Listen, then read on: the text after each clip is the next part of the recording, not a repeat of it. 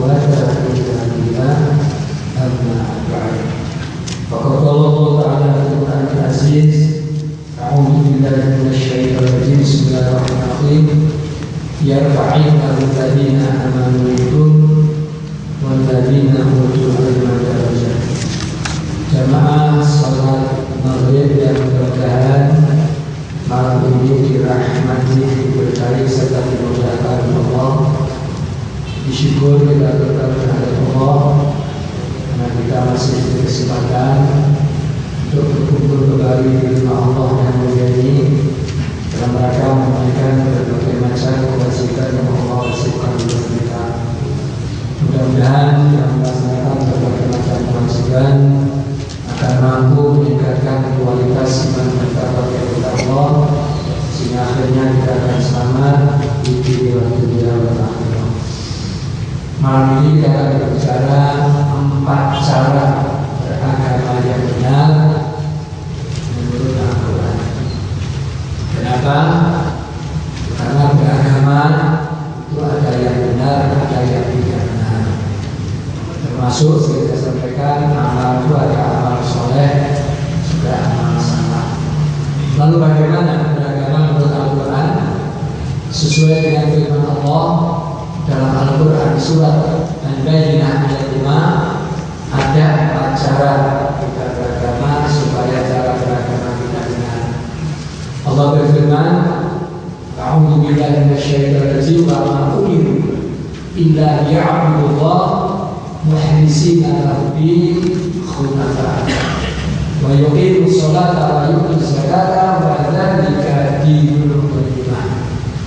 Jadi Allah berfirman, "Wa ma umiru", padahal mereka tidak diperintah, padahal mereka tidak disuruh, illa liya'budullah, kecuali supaya mereka menyembah kepada Allah, beribadah kepada Allah.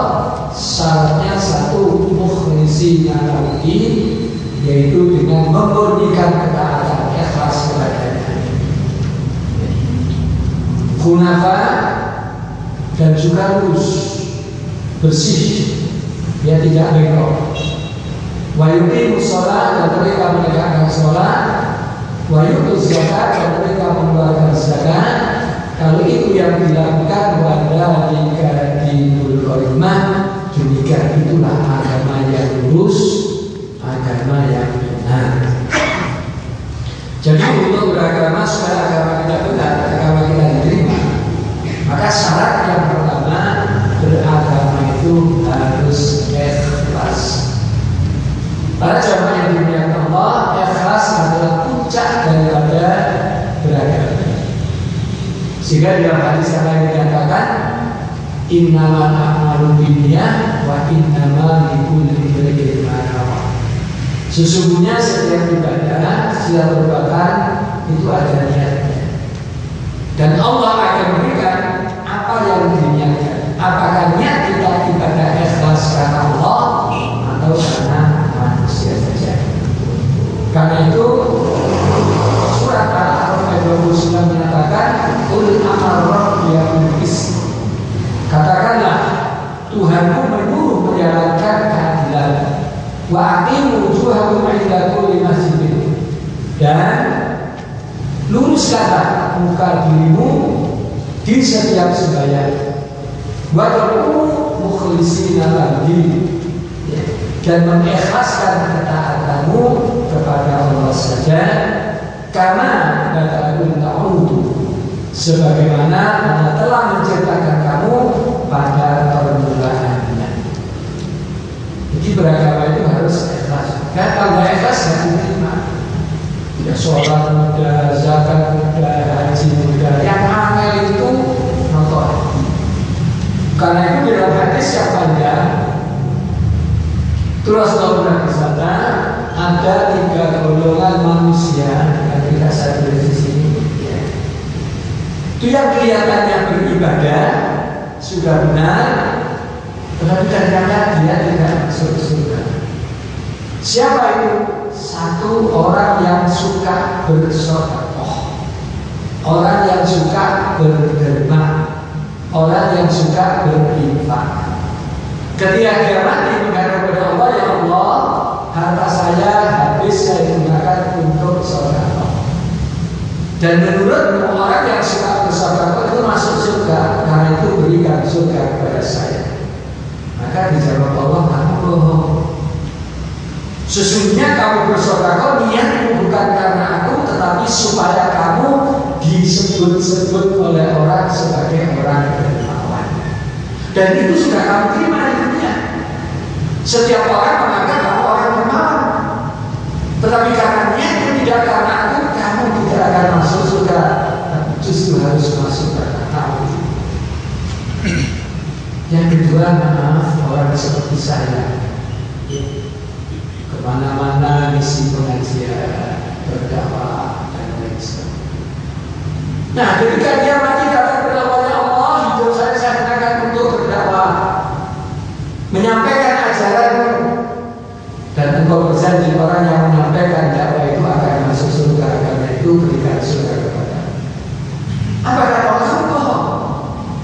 Sesungguhnya kalau kamu berdakwah kemana-mana, itu semata-mata biar kamu niatmu kamu dipanggil ustaz, dipanggil kiai, dan itu sudah kamu terima di dunia. Setiap orang memanggil kamu Pak Kiai, setiap orang memanggil kamu Pak Ustaz. Karena niatmu tidak karena aku, maka aku tidak akan masuk ke dalam surga. Dan yang ketiga, orang yang berperang di jalan Allah, yang mati berjuang membela agama Islam, yang mati itu jelas merupakan syahid. Tapi apa kata Allah ketika dia minta surga? Kamu bohong. Sesungguhnya kamu ikut berperang, kamu punya niat supaya kalau kamu mati, kamu mendapatkan julukan pahlawan. Dan itu sudah kamu terima. Setiap orang mengatakan kamu pahlawan. Tetapi karena niatmu tidak karena aku, maka aku tidak akan masuk dalam surga, maka akan masuk. Persis seperti surat apa itu di dalam surat Allah. Walidulil celaka neraka. Karena itu para jamaah yang kemudian Allah mari supaya nanti tidak sia-sia. Kenapa? Karena orang ikhlas itu subhanallah, setan tidak suka. Ya. Sebagaimana Al-Quran surat Al-Hijr ayat 39 sampai 40, Qul Rabbi bima aghwaytani.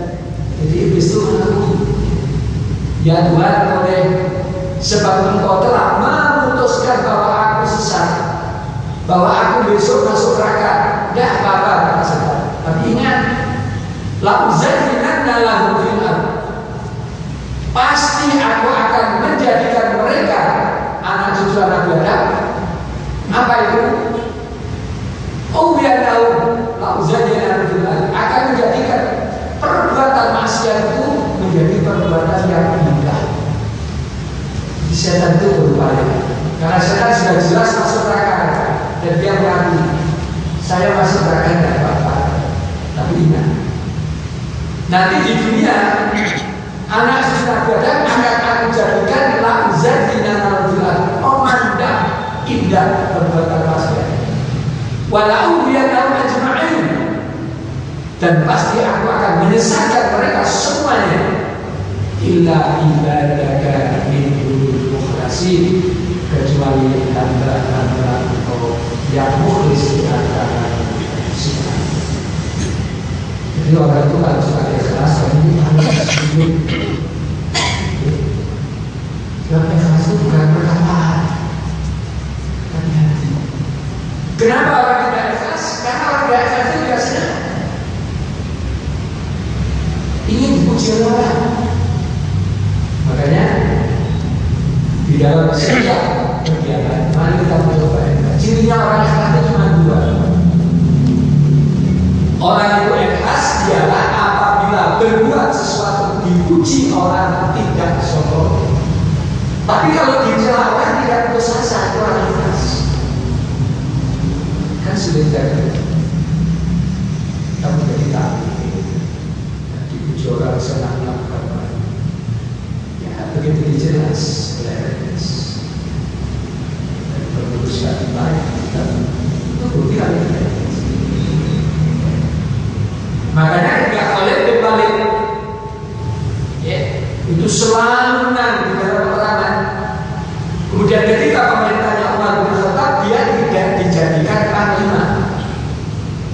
dijadikan tentara biasa.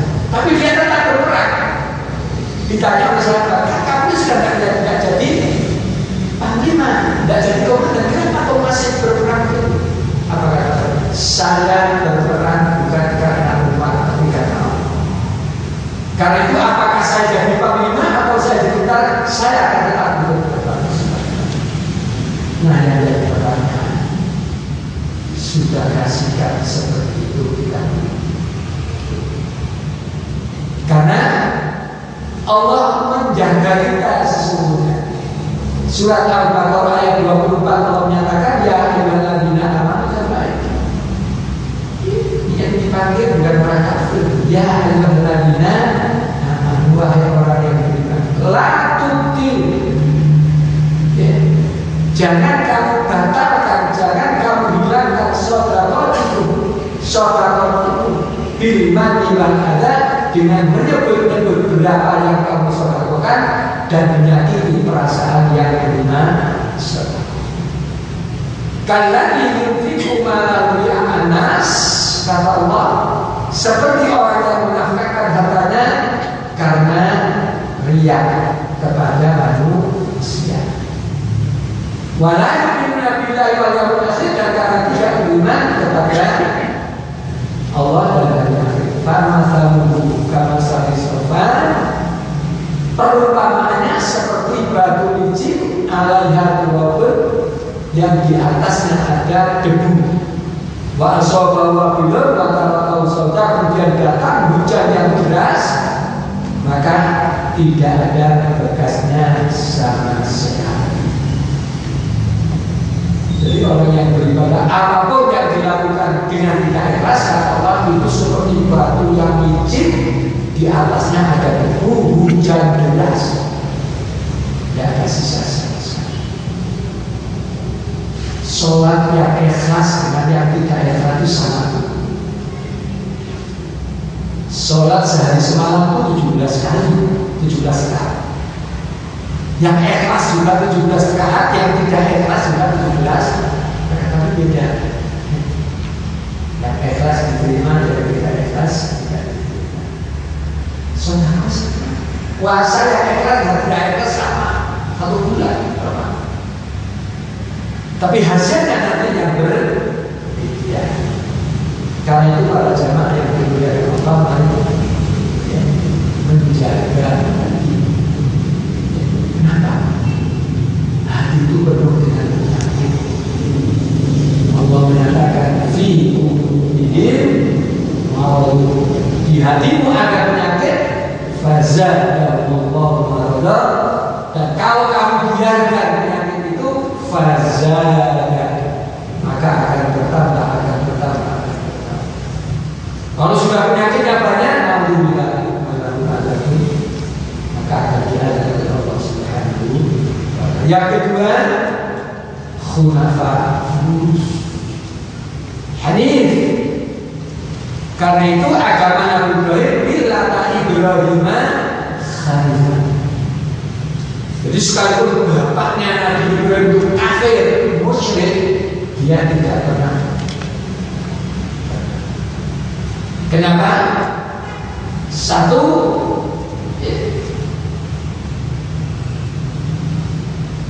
musyrik. Musyrik itu apa? Musyrik itu beribadah menyembah tidak kepada Allah. Karena itu nasihat yang pertama dari Luqman kepada anaknya itu. Dan surat Luqman menyatakan wa qala Luqman libnihi wa wa'iduhu ya bunayya la tusyrik billah. Ingatlah ketika Luqman menasihati kepada putranya, apa nasihat pertama?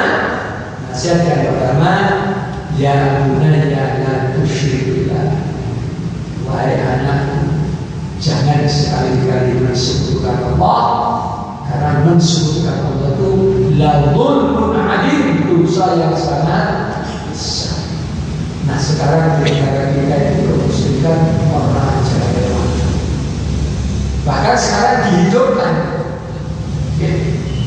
Kita tahu di Batu ini ada 24 desa Tuhan sudah menyatakan selamatan besok atau bumi. Jadi sodakonya bukan kepada sodako. Itu juga berbagai macam kemusyrikan. Belum lagi nanti kalau sudah maulid nanti. Ada maulid apa itu bulan Rabiul Awal Solo itu yang memimpin upacara itu bukan manusia, kebun di depan sini. Namanya Dia Islam. Di royohan panganan karena kita kenapa kok mengambil makanan supaya selamat malam. Ingat, ya. Kita punya satu prinsip la haula wala quwwata illa billah. Tidak ada daya dan kekuatan kecuali dari Allah. Man yahdihillahu fala mudilla lahu wa may yudlil fala hadiya lahu. Kita harus yakin. Jadi kalimat la ilaha illallah itu jangan sampai lepas. Sekarang ini mempertahankan akidah, bukan mempertahankan. Itu sebabnya surat Al-Baqarah ayat 133 Allah mengingatkan supaya kita menjaga anak-anak kita. Sebagaimana Nabi Yakub menasihati anaknya. Di dalam Al-Quran nyatakan ampun tu syuhada. Apakah kamu menyaksikan idza hadara Yakub al-maut? Idza hadara ketika akan hadir, akan datang. Ya, kepada Nabi Yakub al-maut kematian. Artinya ketika Nabi Yakub sudah akan mati. Apa nasihat pertama? Ditanya anak-anaknya. Setelah dikumpulkan ditanya, maka butuhnya ibadah. Anak-anakku, sebentar lagi saya mati. Kira-kira kalau saya nanti mati, maka butuhnya ibadah. Apa yang harus dilaksanakan? Nah, ya jadi pertanyaan sudahlah tugas ini kita laksanakan. Pernahkah kita mengundang anak kita semua? Kemudian kita tanya, ya, saya setiap Idul Fitri anak-anak saya dan ibu saya kumpul di rumah saya tanya, maka hubungan pribadi apa yang kamu suka? Apa yang kamu minta tolong? Apa yang kamu minta keselamatan setelah saya nanti mati? Maka anak-anak dia menjawab, kau butuh kita kata-kata. Besok kalau kau wafat, nak butuh ilaha, aku akan menyembah Tuhan. Wa ilaha baika Tuhan bapakmu Ibrahim Tuhan Nabi Ibrahim, wa Ismail Tuhan Nabi Ismail, wa Ishak Tuhan Nabi Ishak. Ilaha wahidah. Tuhan yang satu, Tuhan yang satu. Wa nahnu muslimun dan aku telah akan berserah diri. Bahkan kalau perlu wala ta'buduna illa wa antum. Hanya jadi pertanyaan, sudahkah kita melakukan? Ya. Kenapa? Sebab musyrik menyebabkan amal kita ditolak. Sebagaimana surat Al-An'am ayat 82, dzalika Allah yahdi bima yasha walau asyrak. Itulah petunjuk Allah yang dengannya Dia memberikan petunjuk kepada siapa yang dikehendaki, walau asyrak. Seandainya mereka musyrik menyekutukan Allah, lahan bid'ahan maka diamalun, niscaya lenyaplah dari mereka amalan-amalan yang telah mereka kerjakan. Makanya kita ini masalah kemusyrikan itu dijaga betul, jauhi. Bahkan bukan hanya ditolak saja. Innahu man yusyrik billah faqad harramallah alaihi wasallam. Yang kedua, amal kita ditolak kalau ibadah kita ikuti dengan bid'ah. Apa bid'ah itu? Bid'ah itu menambah-nambah, mengurangi di dalam urusan ibadah.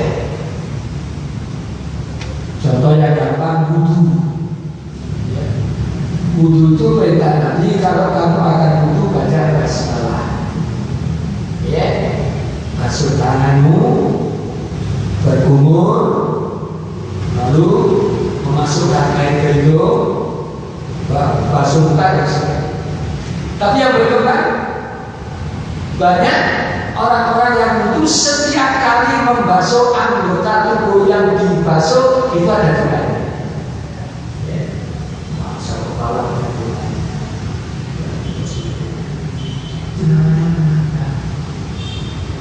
kenapa? Itu artinya dia tidak percaya dengan kebenaran daripada Rasulullah. Padahal Allah sudah menyatakan ketika Nabi selesai melaksanakan tugasnya sebagai Rasul, ayat yang terakhir Allah menyatakan al-yauma akmaltu lakum dinakum wa atmamtu alaikum ni'mati wa raditu lakumul. Padahal itu sudah sempurna, satu tidak usah ditambah dasar. Mau sholat, sholat itu perintahnya serahkan. Miftahu sholat itu matahimah takbir, matahimah pembuka sholat itu awalnya permulaannya takbir dan bentuknya adalah salam. Makanya sering saya katakan sholat itu ada 3 rukun yang harus dilakukan. Satu, rukun qalbi, yaitu hati, niat. Sebab niatnya itu tertata dalam. Yang kedua, rukun fi'li, yaitu gerakan, angkat tangan, ruku, sujud. Dan yang ketiga, rukun qauli, ucapan-ucapan Fatihah, doa-doa. Cuma ini. Tidak ada kalau kita mau sholat.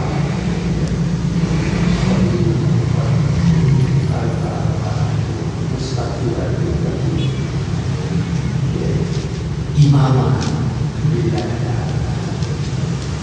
kadang-kadang itu tak pas, sudah diangkat burung,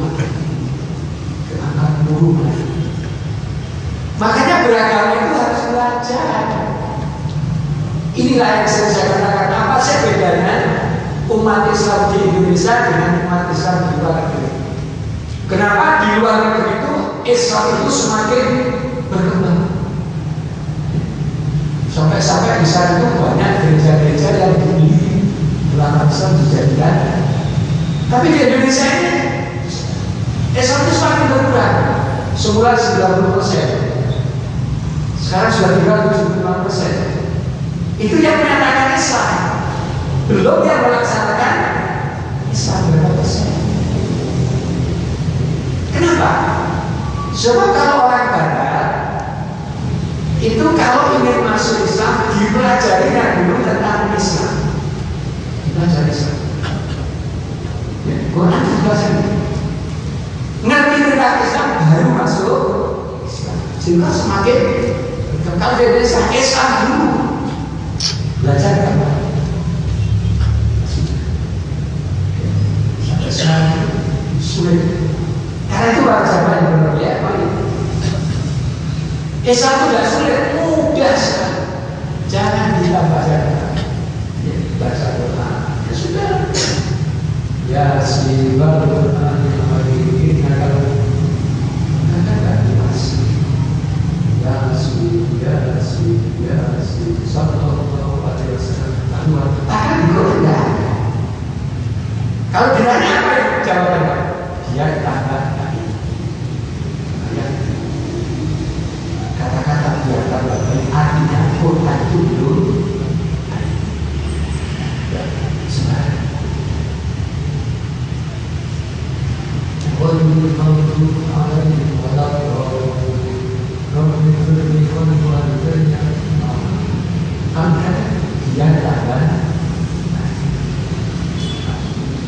Ini sebabnya hadis riwayat baru dinyatakan la yuqbalullahu li sahibil bid'ah.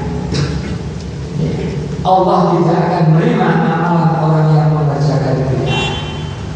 Ya, sholat puasanya wala sholatan dan tidak terima sholatnya, wala hajan tidak terima hajinya, wala umrotan dan tidak terima umrohnya. Kenapa? Wa yakhrujuna min Islam, hakikatnya mereka sudah keluar dari Islam. Kama takhruju sya'ratu minal najib, seperti keluarnya rambut dari adonan. Kalau ada rambut yang ada tepung kita tarik dan bekas sama ya, nyaris kita karena itu tolong agama kita harus lurus ya, hunafa hanif. Udah. Kemudian yang ketiga, jangan taklid. Makanya saya pengajian bisa berikan catatan. Bukan apa-apa, ada dua. Yang pertama, saya ingin ya bersama saja. Tapi nanti kalau Bapak ini diterima dan kepentingan, saya dibaca sampaikan kepada yang lain. Saya dapat pahala. Yang kedua, biar apa yang saya sampaikan ada buktinya. Biar bukan karena apa mungkin. Ya. Ya. Ini yang perintah Allah dan perintah Rasul. Ya.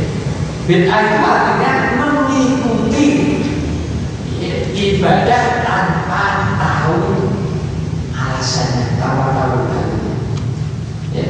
Sebagaimana difirmankan oleh Allah, wa idza qila lahum ittabi'u ma anzalallah, dan apabila dikatakan kepada mereka ittabi'u ma anzalallah, ikutilah apa yang telah diturunkan oleh Allah, qalu, mereka mengatakan tidak ya, ma alfaina alaihi aba'ana, tapi kami hanya akan mengikuti apa-apa yang telah kami dapati dari perbuatan nenek moyang kami. Itu kan sudah sejak dulu begitu. Kenapa harus jadi kalau sudah menyampaikan kebenaran diangkat macam bilang, tapi saya pikir benar. Memang harus dicari antara yang benar dengan yang salah. Sejak zamannya Rasulullah itu diutus oleh Allah kepada bangsa yang menyembah Tuhan 306 tersebar di sekitar. Itu sudah menjadi kebiasaan orang-orang zaman itu. Nah, ketika orang sedang biasa menyembah kepada Tuhan 360 lata zaman dan surat, Allah perintah menyampaikan Allahu pecah. Ya sejak itu.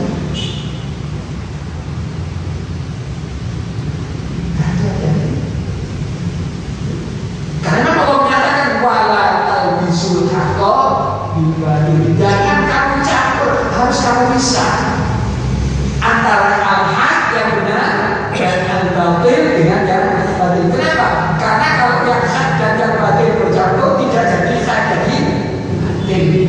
Siapa yang saya bertanya sih, saya sering memberikan satu contoh yang paling simpel. Ya. Kalau kita punya minuman, ya satu ember, ya. Kemudian anak kita membawa minyak tanah satu sendok ditaruh di situ, insya Allah satu ember tak kabur. Itu karena itu jangan coba-coba. Hari ini awal karena apa layak dimuna syai'an wa la yahtadun. Walaupun nenek moyang mereka itu tidak mengetahui sesuatu apapun dan tidak mendapatkan petunjuk, itu kata Allah. Karena itu sifat seorang mukmin.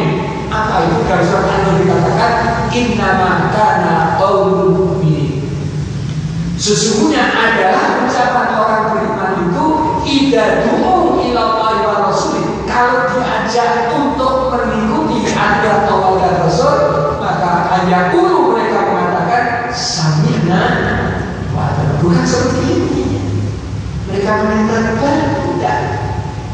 Kenapa? Natabi'u ma'alfaina alaiha. Saya akan mengikuti nenek-nenek moyang saya. Karena itu ada. Itu sebab Allah menyatakan wala takfu ma laisa laka bihi ilm. Jangan kau mengerjakan sesuatu ibadah atau yang lainnya ma laisa laka yang kamu tidak ada ilmunya. Inna sam'a wal basara wal fu'ad. Sesungguhnya inna sam'a wal basara wal fu'ad. Kullu semuanya itu nanti akan dimintai bertanggung. Itu sebabnya Allah menyatakan fas'alu ahla dzikri in kuntum la ta'lamun. Tanya kepada orang yang ngerti kalau kamu tidak. Yang keempat,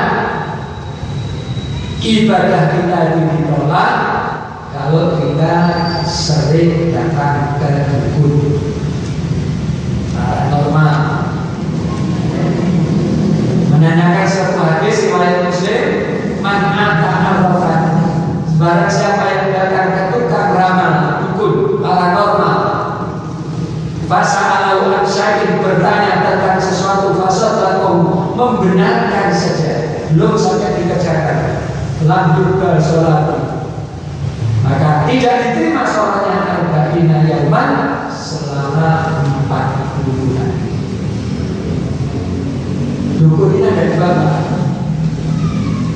ada dukun yang kafir, ada dukun yang Islam.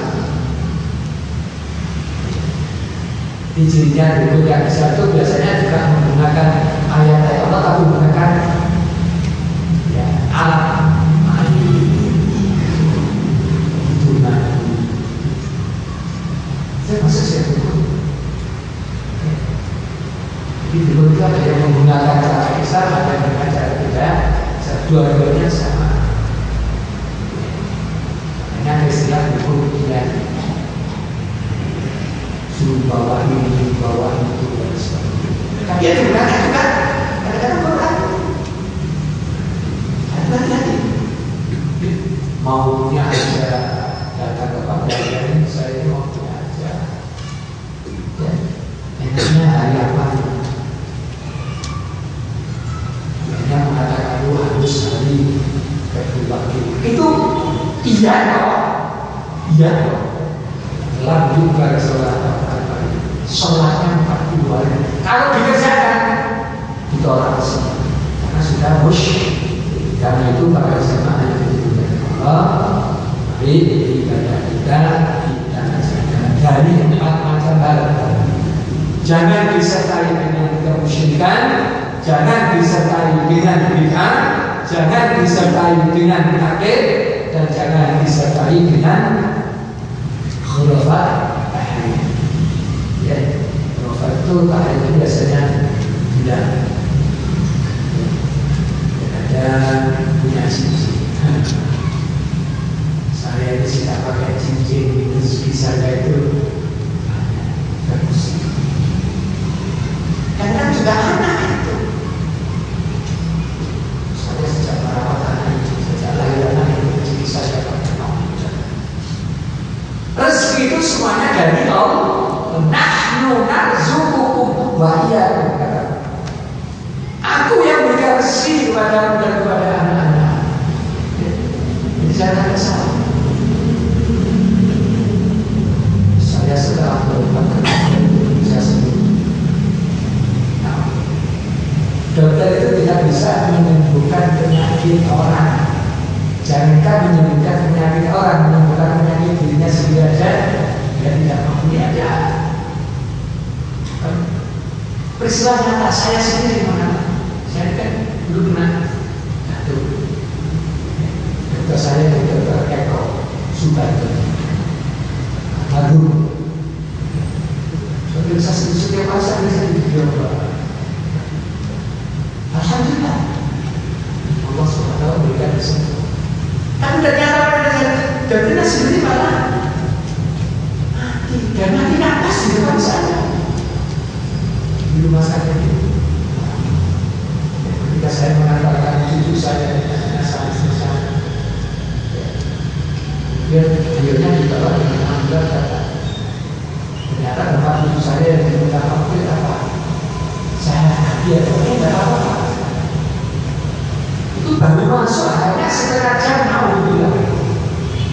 Inna lillahi wa inna ilaihi raji'un. Keyakinan kepada Allah. La haula wa la quwwata illa billah. Termasuk rezeki itu bukan karena pekerjaan, tapi karena Allah. Ada orang memelihara ayam, jadi berhasil. Tapi ada orang yang minum malah baru, ya, pekerjaan bisa dikirim dari rezeki Allah yang. Karena itu hati-hati. Terus kemudian yang ketiga, selalu meningkatkan sholatnya, baik yang wajib maupun yang sunnah. Tadi saya berikan ya satu lembar fungsi sholat dalam kehidupan. Ya. Untuk apa sholat itu? Sholat itu adalah satu ibadah yang menentukan, ya, diterima atau tidaknya ibadah yang lain, atau ibadah yang pertama kali diperiksa. Kata Nabi, awal ma yuhasabul abdu yawmal qiyamah as-shalah, fa idza shalla shalla sa'iru amalihi, fa idza fasada sa'iru amalihi. Pertama kali diperiksa kelak dari kiamat adalah sholat. Apabila sholatnya baik, maka akan menjadi baik seluruh amal ibadah yang baik. Dan apabila rusak sholatnya, maka rusak seluruh amal ibadahnya yang baik. Kemudian yang kedua, sarana untuk meminta sesuatu kepada Allah. Wasta'inu bis-sabri was-salah. Jadikanlah atau mintalah kamu kepada Allah dengan sabar dan sholat. Wa inna lakabiratun, sesungguhnya menjadikan sarana sholat untuk meminta kepada Allah itu bukan perkara yang gampang tapi sulit. Illa alal khashi'in, kecuali bagi orang-orang yang khusyuk. Siapa orang yang khusyuk itu? Alladzina yadunnuna annahum mulaqu rabbihim wa annahum ilaihi raji'un. Orang yang khusyuk itu yaitu orang-orang yang meyakini ketika sholat bahwa mereka akan mati. Karena itu kalau sudah sholat harus yakin bahwa kita akan mati. Kenapa? Karena kalau kita sudah yakin mati, insya Allah pikiran kita tidak mikir yang lain. Kalau kita sudah yakin kalau mati, insya Allah yang berpikiran hanya Allah saja. Ya, Ba'annahum ilaihi raji'un, dan bahwa mereka pasti akan mati kembali kepada Allah. Cuma saya sampai saat ini kita tidak bisa. Karena itu ada satu hadis yang katanya baik, ketika ada masalah kerjaan itu bisa dipakai, yang mengatakan iman didunyaka ka'annaka ta'ishu abada. Carilah kamu harta sebanyak-banyaknya seakan-akan kamu tidak akan mati. Tapi makna di akhirat ka'annaka ta'ishu abada. Beramallah untuk akhirat seakan-akan kamu akan mati. Orang itu kalau sudah akan mati, insya Allah jangan mikir apa-apa.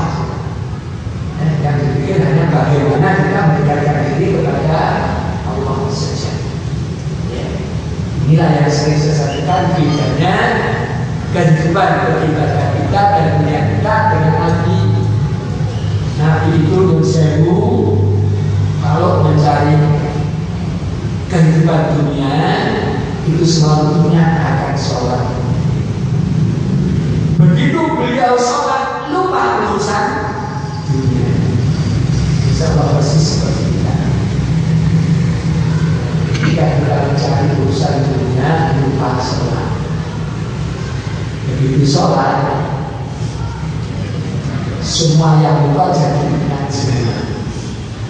Sehingga insya Allah sampai sekarang ini termasuk saya sendiri itu kadang-kadang hidup paling tidak pernah jatuh. Sholat sendiri di rumah kita lupa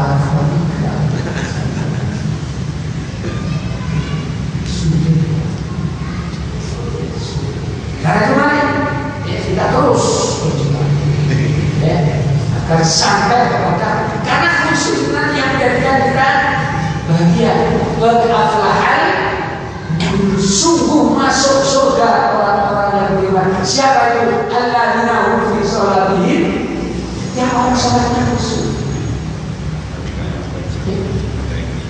Nah khusyuk itu gimana? Kata Nabi, orang khusyuk itu orang yang ketika sholat tidak tahu siapa yang ada di sebelah kanan dan siapa yang tidak ada di sebelah kiri. Sadar. Kadang-kadang sholat kita melihat sholatnya ada benar, ya, di samping sholat kita harus fokus. Karena itu ketika sholat Allahu Akbar, mata kita harus fokus kepada tempat kita sujud. Itu tidak perkara. Makanya kita masih sholat, kita memang belum bisa. Insya Allah orang yang ada sholat itu karena sudah bisa. Kemudian yang ketiga, sholat itu untuk menghapus dosa. Allah berfirman, "Qad aflaha man tazakka." Sesungguhnya beruntunglah, berbahagialah orang yang membersihkan diri dari dosa dengan beriman. Ya, caranya gimana? Nada rasmani fasolah. Ya. Yaitu dengan berzikir kepada Allah dan dia sholat. Lanjutan ayat, bal tu'thirunal hayata dunya. Tapi kadang-kadang manusia itu lebih mengutamakan kehidupan dunia. Wal akhiratu khairun. Padahal akhirat itu jauh khairun, lebih baik. Wa abqa, dan jauh lebih kekal. Inna hadza, demikian itulah. Lafizul ula tentang sholat itu ditulis di dalam kitab terdahulu, yaitu Sufi Ibrahim. Karena itu para jamaah yang mari kita mencoba sementara ini waktunya sudah bisa. Ya. Saya kira yang 2 hari ini mari kita coba kita realisasi. Yang pertama, mari ibadah kita ikhlaskan betul. Ya, yaitu dengan istilah ibtigha wajhillah, hanya mencari ridho, jangan mencari ridho siapa-siapa. Kemudian yang kedua, jauhkan ibadah-ibadah kita, apa saja ibadah kita, mulai syahadat, sholat, puasa, zakat dan haji, jangan dicampuri satu dengan kemusyrikan, dengan bid'ah, dengan takbir, dan dengan khurafat bertahlil. Insya Allah itu akan diterima kepada kita. Demikian yang bisa kami sampaikan. Insya Allah nanti akan kita teruskan pada Jumat pertama, ya, bulan depan. Segala kekurangan maaf kita akhiri dengan doa kafaratul majlis. Subhanakallahumma